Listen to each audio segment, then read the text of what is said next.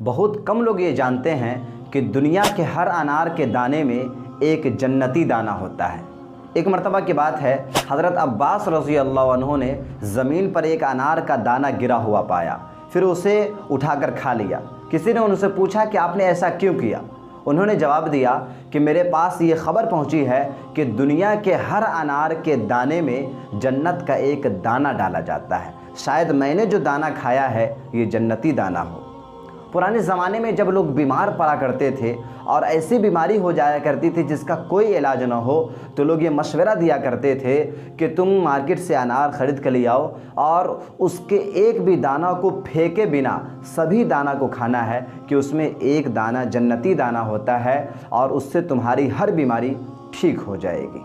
इस तरह के और भी इंटरेस्टिंग और नॉलेजेबल वीडियो के लिए हमें लाइक, फॉलो और सब्सक्राइब ज़रूर करें। जब तक के लिए अल्लाह हाफ़िज़।